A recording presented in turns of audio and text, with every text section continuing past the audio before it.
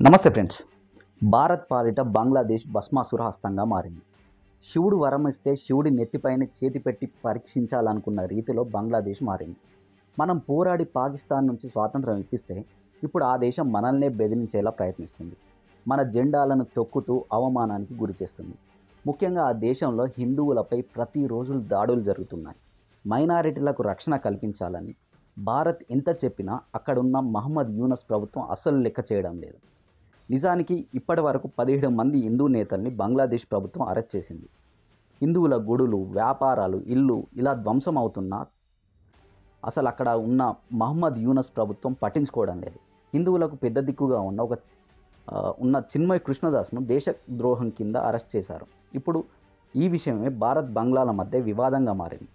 జమాతే ఇస్లామీ, అన్సరుల్లా బంగ్లా వంటి మతోన్మాద సంస్థల చేతిలో మహమ్మద్ యూనస్ కీలుబొమ్మగా మారారు. ఈ రెండు సంస్థలు కూడా ఇస్కాన్ను బంగ్లాదేశం నుంచి నిషేధించాలని కోరుతున్నాయి.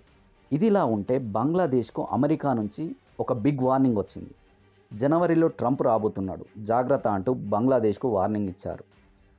ట్రంప్కి అత్యంత సన్నిహితుల్లో ఒకడైన జానీ మూర్ ఈ వార్నింగ్ ఇచ్చాడు. ఇలాగే దాడులు కొనసాగితే ఆ దేశ అస్తిత్వానికి ముప్పని చెప్పాడు. ట్రంప్ తన బెస్ట్ టీంతో త్వరలో అధికారంలోకి వస్తున్నాడని గుర్తు చేశారు.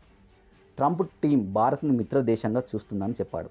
ఇప్పుడున్న అమెరికాలో ఉన్న బైడెన్ అడ్మినిస్ట్రేషన్ ఏవైతే ఉందో బంగ్లాదేశ్ను అస్సలు పట్టించుకోవడం లేదని చెప్పాడు. ట్రంప్ పాలనలో మొత్తం విదేశాంగ విధానం పూర్తిగా మార్పుకు లోనవుతుందని చెప్పాడు. భారత్కు ఎక్కువ ప్రిఫరెన్స్ ఉంటుందని చెప్పాడు. అమెరికా జో బైడెన్ డెమోక్రాట్ ప్రభుత్వం ఏదైతే ఉందో కావాలని మహమ్మద్ యూనస్ను గద్దెనెక్కించి షేక్ హసీనాను తన పదవి కోల్పోయేలా చేసిందని ఒక ఆరోపణ ఉంది. ఇదిలా ఉంటే చిన్మయ్ కృష్ణదాస్ అరెస్ట్ని జానీ మూర్ ఖండించడం జరిగింది. ఎప్పుడైతే షేక్ హసీనా ఆగస్టు 5న బంగ్లాదేశ్ ప్రధాని పదవికి రాజీనామా చేసి భారత్కు వచ్చిందో అప్పటి నుంచి అక్కడ ఉన్న మతోన్మాద సంస్థలు హిందువులనే టార్గెట్ చేస్తున్నాయి. చాలా వరకు హిందూ మహిళల పైన అఘాయిత్యాలు జరుగుతూనే ఉన్నాయి.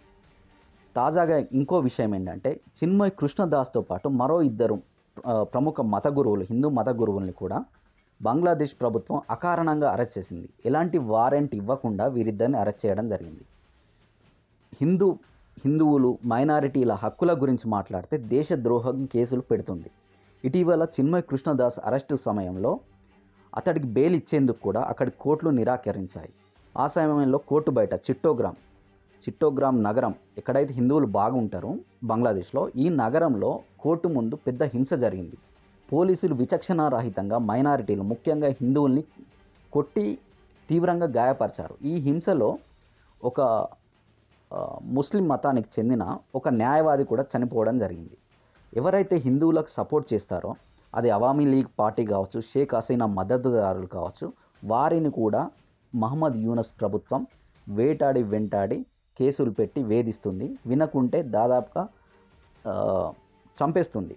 ఇలాంటి పరిస్థితుల్లో భారత్ చాలా కటువుగా బంగ్లాదేశ్కు వార్నింగ్ ఇవ్వడం జరిగింది. భారత విదేశాంగ మంత్రిత్వ శాఖ కావచ్చు, ఇప్పుడున్న భారతదేశంలో ఉన్న మోడీ ప్రభుత్వం కూడా కావచ్చు, బంగ్లాదేశ్ పరిణామాలను నిశితంగా గమనిస్తుంది. చిన్మయ్ కృష్ణదాస్ను విడుదల చేయకుంటే పరిస్థితులు బాగుండవని హెచ్చరిస్తుంది. ఓకే ఫ్రెండ్స్, ఈ కంటెంట్ కనుక మీకు నచ్చినట్లయితే ఈ ఛానల్ని లైక్ చేయండి, షేర్ చేయండి, సబ్స్క్రైబ్ చేయండి. Okay friends, thank you.